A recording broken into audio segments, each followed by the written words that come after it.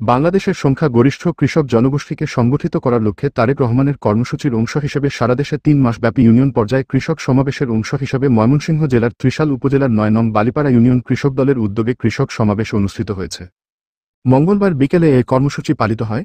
ত্রিশাল উপজেলার বালিপাড়া ইউনিয়নের বিয়ারা পাটুলি রহমতউল্লাহ উচ্চ বিদ্যালয় মাঠে এই কৃষক সমাবেশের আয়োজন করা হয়েছিল।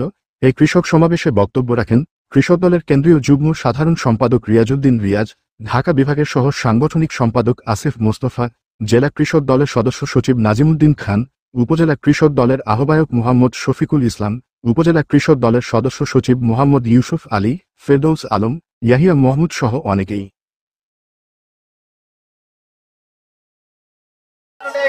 জনাব আসিফ মোস্তফা ভাইকে ওনার আসন গ্রহণ করার জন্য অনুরোধ জানাচ্ছি। আমাদের মাঝে বিশাল কৃষক দলে একটি বিশাল মিছিলে মাঝে মাঝে উপস্থিত হয়েছেন মুশফিকুর রহমানের নেতৃত্বে একটি বিশাল